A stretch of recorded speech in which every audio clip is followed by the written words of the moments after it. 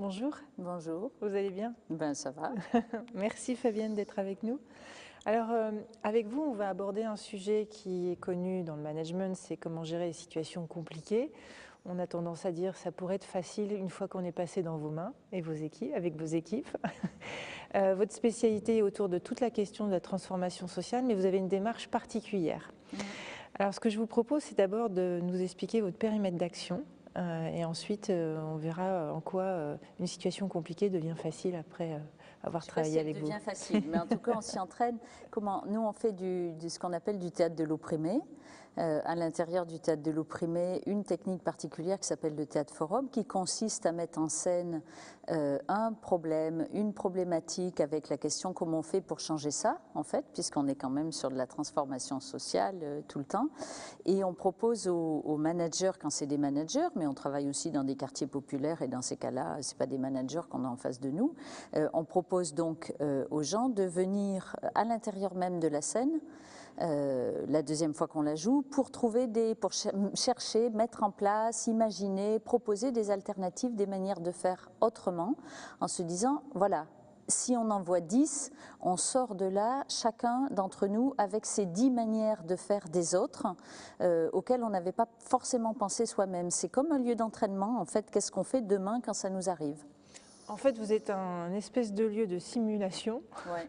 On pourrait même vous appeler un atelier de dojo à la japonaise, où on vient apprendre, pratiquer, et en fait, c'est en vivant la situation, en tout cas en imaginant que, si je comprends bien, les personnes peuvent peut-être mieux trouver leur solution face à une situation en réalité. Ben, les leurs individuelles et puis celles du groupe social auquel on s'adresse en fait. Oui, c'est ça, c'est un lieu d'entraînement à comment je fais pour changer le monde, mais changer le monde c'est une grande chose, comment je fais pour le changer au quotidien, là où je suis, en l'occurrence dans le service public. D'accord. Alors, pour bien comprendre, voilà, moi j'imagine, je vis cette situation de simulation. Est-ce que vous auriez un ou deux exemples qui permettent de voir que par rapport à l'action qui a été vécue avec vous et votre troupe, en fait, comment derrière, moi je transforme ça, quel est le changement que ça opère sur les personnes? Ah, ça, on ne sait pas parce qu'on ne fait pas d'études sociologiques. Il faudrait nous payer beaucoup plus cher pour qu'on puisse faire des Le message est études passé. une fois le forum fait. Mais en fait, on joue des histoires qui ne sont pas seulement des histoires de simulation, parce qu'on joue toujours des histoires vraies. D'accord. C'est-à-dire qu'on a besoin de savoir que oui, c'est bien comme ça que ça s'est passé, même si ce n'est pas la généralité, de manière à ce qu'on n'amène pas les gens à travailler sur des situations fantasmées, en fait. Voilà. Et donc, eux, ils s'entraînent. Je ne sais pas, hier, on l'a fait avec une cinquantaine de managers, de cadres de la fonction publique territoriale. Ils ont trouvé des pistes entre la résistance, l'intelligence pour passer à côté et proposer une autre solution qui va résoudre le problème de l'élu, par exemple, qui est embêté, mais le leur aussi, et pas les mettre dans une situation compliquée. Enfin, hier, ils ont eu plein d'idées, en fait. Après, ils vont les mettre en place ou pas, ben, ça dépend des relations sociales dans lesquelles ils sont, dans leur collectivité, du fonctionnement, des possibilités, enfin bon, voilà. En gros, ce que vous dites, c'est que déjà le premier intérêt de faire cet exercice, qui est quand même hors norme dans son cadre de travail, c'est que ça permet de prendre du recul et de de créer sa boîte à idées. En tout cas, une boîte à idées on peut envisager de la transformer, beaucoup plus que juste de dire tiens, je pourrais faire ça. Vous utilisez aussi le collectif, j'imagine, pour provoquer une richesse d'idées. Mais est-ce que quand les gens passent comme ça, par exemple l'atelier que vous avez fait hier ou d'autres ateliers, est-ce que vous voyez les gens évoluer entre le moment où ils arrivent et après qu'ils aient vécu cette situation de création Ben, je ne sais d'idées? pas, hier, je ne sais pas s'ils ont évolué. On a fait un jeu pour détendre l'atmosphère d'abord, pour qu'on se sente ensemble. Donc c'est fun. Et après ça fonctionne en scène avec chacun qui essaye d'apporter soit l'idée qu'il a déjà mis en place dans son service, soit une idée qu'il voudrait mettre en place, sachant que là, il n'a aucun risque, puisqu'on n'est quand même que sur un plateau de théâtre. Bon, voilà, je ne sais pas s'ils ont changé du début à la fin. Ça m'étonnerait qu'en 1 heure et demie, on transforme les gens. Ils sont là avec ce qu'ils sont. Mais en tout cas, ils ont participé, ils ont vu ensemble les mêmes thématiques. Ils ont considéré que c'était des thématiques importantes et ils se sont dit, bon, c'est vrai que là-dessus, on a eu des leçons petit A, petit B, petit C en formation de manager. On nous explique bien comment il faut faire.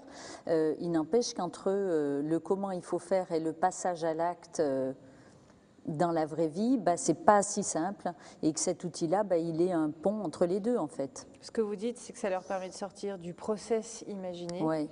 Et ça leur permet de faire appel plus à leur capacité créative, intuitive Voilà. face à une situation. Parce qu'ils ont 10 000 enjeux différents. Ils ont la politique municipale, ils ont le rapport aux élus, ils ont le rapport aux habitants, ils ont les fonctionnements dans les services avec les limites et les avantages, enfin, et les richesses que ça peut avoir. Mais voilà, ils sont dans un contexte jamais simple en fait. Il faut qu'ils prennent en compte tout ça. C'est pour ça que pour nous, il n'y a pas de solution toute faite. Il n'y a que ce qu'on peut imaginer sur ce moment-là. Qu'est-ce qu'ils vous disent quand même quand ils ont fini l'atelier? Quels sont leurs mots en général? Ils disent merci, ils disent que c'est chouette qu'ils ont eu un atelier où ils ont rigolé aussi.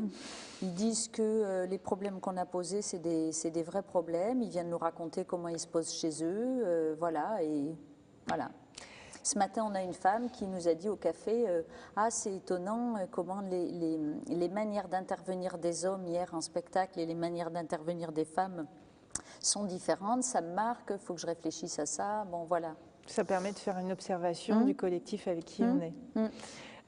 Vous intervenez, les gens, quand ils viennent venir faire l'exercice avec vous, c'est dans votre terrain de jeu ou est-ce que vous le déplacez? C'est-à-dire que vous faites aussi bien dans une entreprise, dans une association? Est-ce que le lieu est important en fait par rapport à ce Le lieu est toujours important, mais il est relativement ouvert aussi. C'est-à-dire que si on va jouer dans une entreprise, ça dépend à la commande de qui on joue et pour qui on joue. Voilà. C'est pareil dans un service public. Voilà, il faut voir qu'est-ce qu'on veut obtenir et qui doit être dans la salle et où doit être cette salle. Elle peut parfois être dans le service public lui-même, c'est très bien, mais peut-être des fois il vaut mieux qu'elle soit dehors parce que en fait la parole doit être libre. Et constituer une salle pour que la parole soit libre, c'est simple à dire, c'est pas toujours simple à faire. Vous êtes dans quand même des sujets assez difficiles, j'imagine. Est-ce que tous les sujets sont abordables quand vous travaillez sur des simulations d'idées? Je crois qu'il y a pas mal de sujets abordables, mais nous, on est tenus par une manière de voir le monde qui est sur les rapports de domination, les rapports de force, l'analyse de ça, et voilà. Et donc, on va travailler à partir de ces problématiques-là et pas de toutes les problématiques, en fait. Ce que vous dites, c'est que quand on fait l'exercice avec vous, les personnes sont vraiment amenées à parler de sujets très bruts, en fin de compte, tels qu'ils sont, donc ils peuvent être dans toute leur lourdeur et leur difficulté. C'est-à-dire que ça leur permet vraiment d'exprimer l'entièreté du sujet. L'entièreté, en même temps, c'est jamais l'entièreté qu'on exprime en public, parce que voilà, quand même, il faut se protéger un petit peu. Mais oui, on est là pour parler des vrais problèmes qu'on rencontre, que les cadres rencontrent si on travaille avec des cadres, et pas à jouer que tout est fun et que tout ça est tout simple et que c'est tout génial. Non, on est là à se parler en tant qu'être humain sur les problèmes qu'on a. Et les cadres ont plein de problématiques aussi et de couleuvres à avaler. Je veux dire, il y en a un certain nombre qui passent assez mal, voilà, autant qu'un groupe de femmes ou un groupe d'autres catégories, voilà. Mais on travaille à partir du « je veux changer les choses ». En fait, c'est ça qui constitue le boulot qu'on fait. D'accord, donc les gens qui y vont sont des gens qui ont décidé de vouloir changer les choses. Ouais. Vous n'avez pas de gens qui viennent, qui ont été obligés à venir mais qui ne croient pas?